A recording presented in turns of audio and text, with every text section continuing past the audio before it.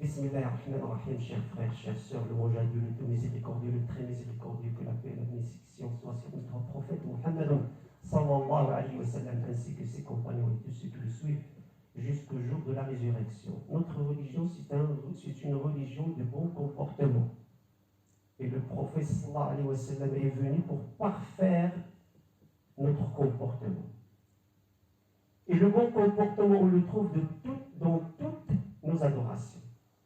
Quel que soit, que ce soit envers Allah subhanahu wa ta'ala, les prières, Ramadan, qu'on vient juste de sortir de Ramadan, nous a appris comment être pieux, comment travailler son ego, travailler sur soi-même, se purifier, travailler son âme.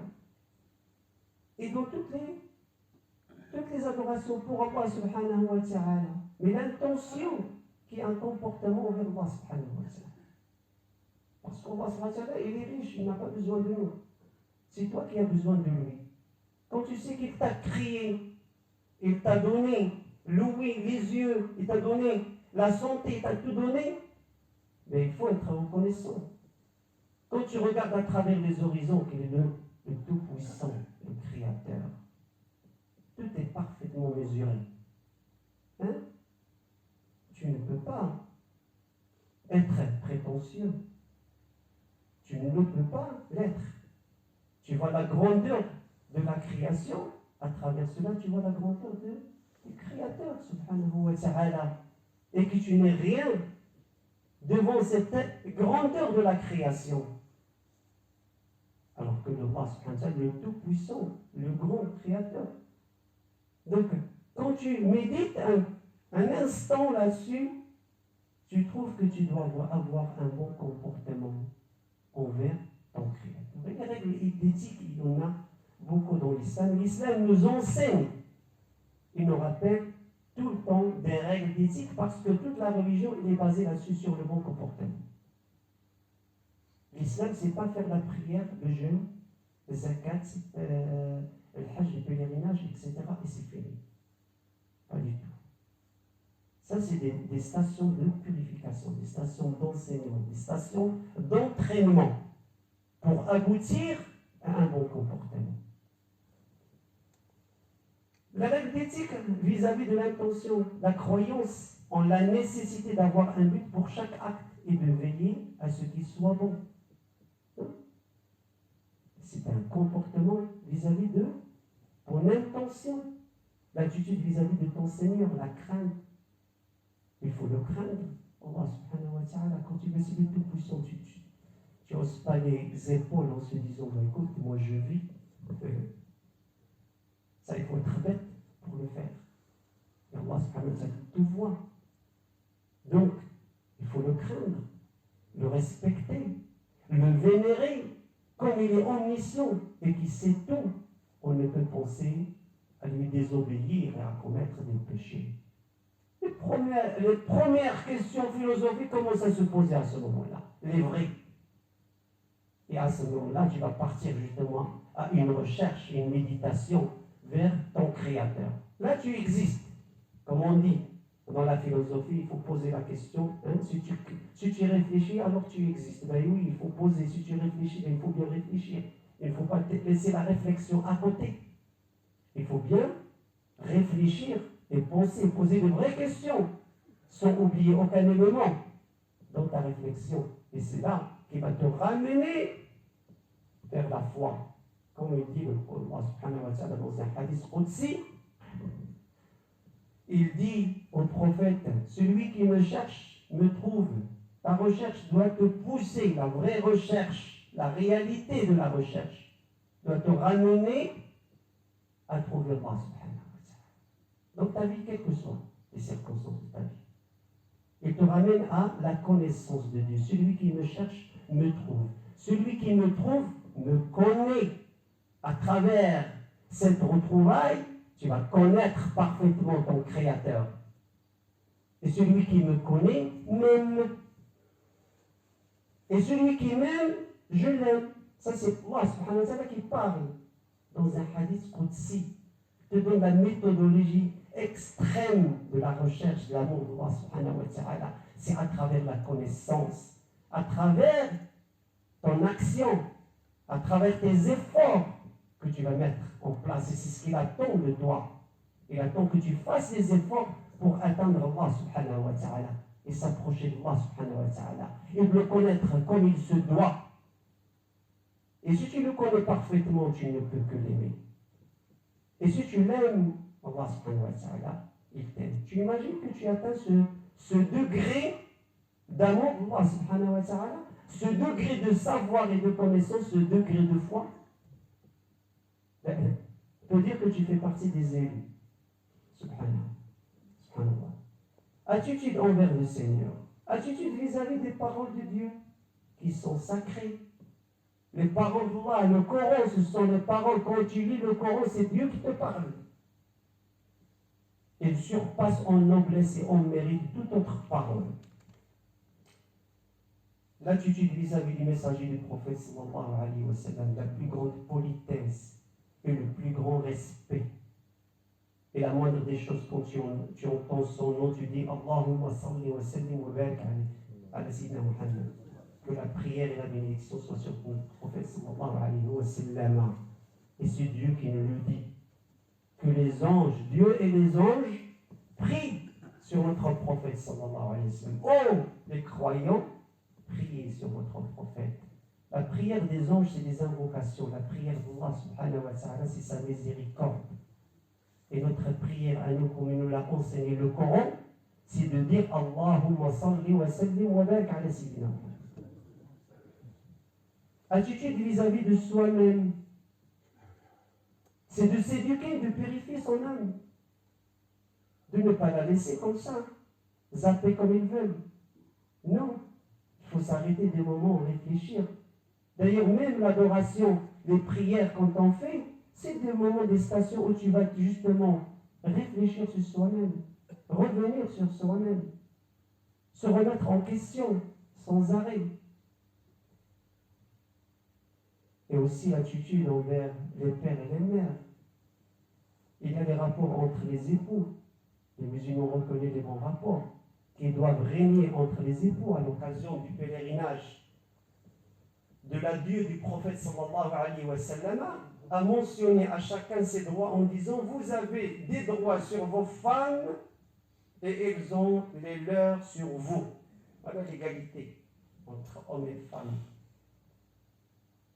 La fidélité, chacun des deux époux doit vis-à-vis de son conjoint une fidélité absolue. La sincérité, la franchise, la loyauté sont des rigueurs dans la vie publique et privée de deux époux. C'est sur ces choses-là, ces caractères-là, que l'amour se base, la confiance se base entre les deux époux. Le bonheur se base entre les époux. Pas de souci, parce que tout est franc, tout est clair. Hein?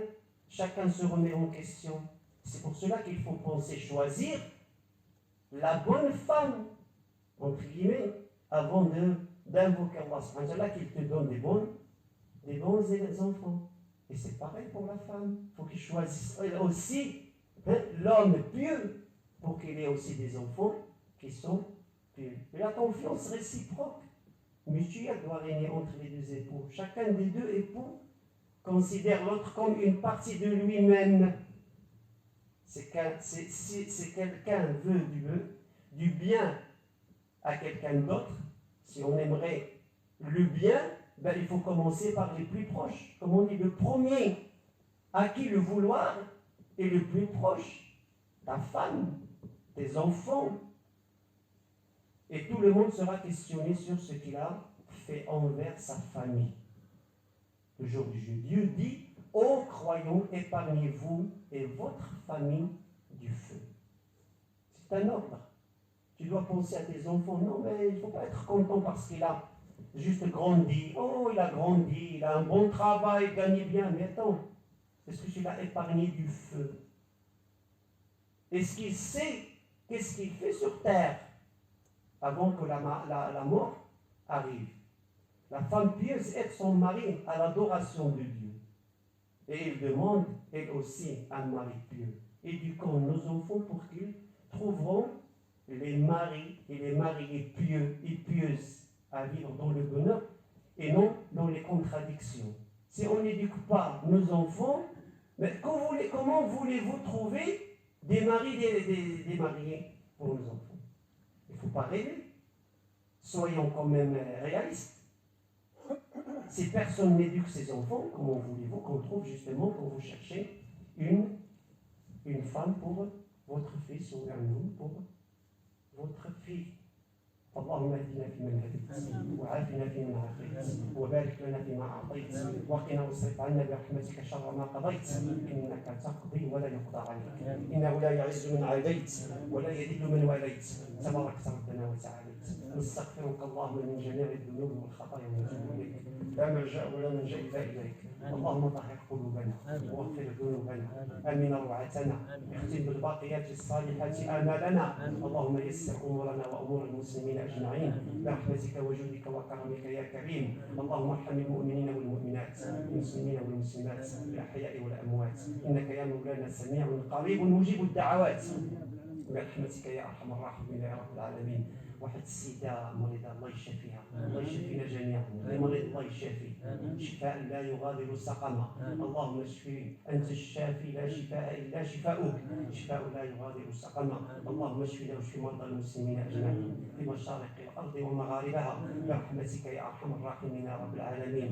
اللهم ارحم موتانا اللهم اغفر لهم وارحمهم وعافهم واعف عنهم وأكرم نزلهم ووسع مدخلهم واغسلهم بالماء والثلج والبرد برحمتك يا أرحم الراحمين يا رب العالمين. إن الله يأمر بالعدل والإحسان وإيتاء ذي القربى وينهى عن الفحشاء والمنكر والبغي يعظكم لعلكم تذكرون اذكروا الله يذكركم اشكروه على نعمه يزدكم ولذكر الله أكبر والله يعلم ما تصنعون. قوموا إلى صلاتكم يرحمني ويرحمكم الله وأقم الصلاة. الله أكبر الله أكبر أشهد أن لا إله إلا الله أشهد أن محمدا رسول الله حي على الصلاة حي على الفلاح قد قامت الصلاة قد قامت الصلاة. الله أكبر الله أكبر لا إله إلا الله لا إله إلا الله وحده لا شريك له له الملك وحي لا يموت بيده الخير وإليه المصير وهو على كل شيء قدير.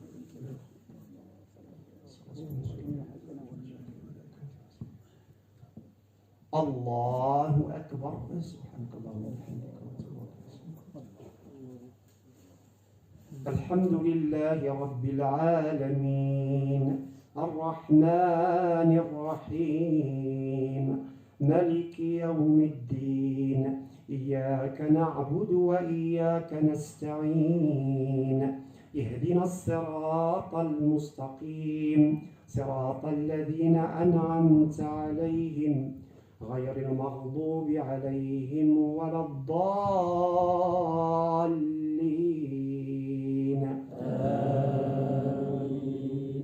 يا أيها الذين آمنوا اتقوا الله ولتنظر نفس ما قدمت لغد واتقوا الله إن الله خبير بما تعملون ولا تكونوا كالذين نسوا الله فأنساهم أنفسهم أولئك هم الفاسقون.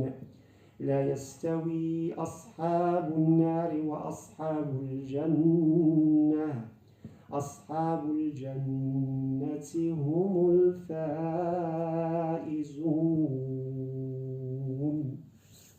الله أكبر.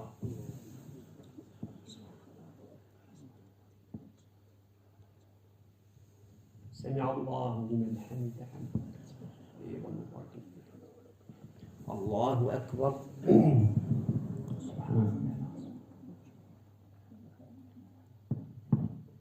الله أكبر.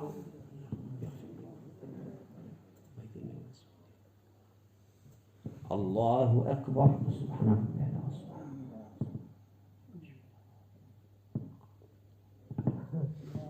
الله أكبر. الحمد لله رب العالمين الرحمن الرحمن الرحيم ملك يوم الدين إياك نعبد وإياك نستعين اهدنا الصراط المستقيم صراط الذين أنعمت عليهم غير المغضوب عليهم ولا الضالين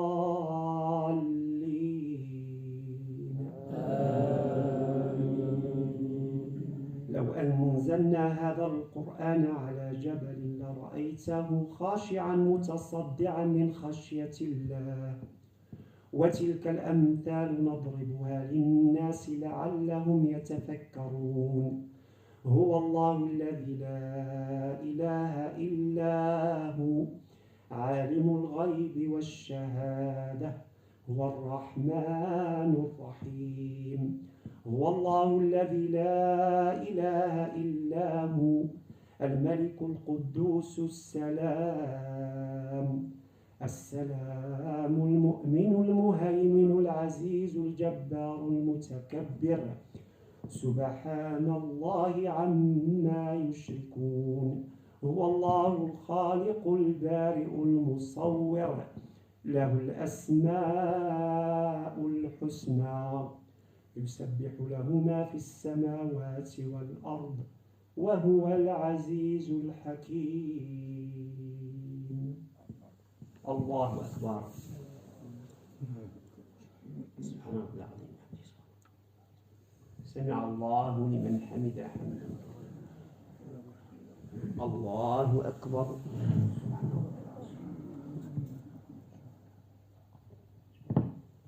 الله أكبر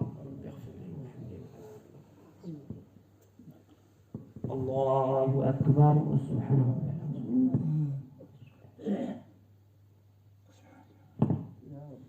الله أكبر تحية لله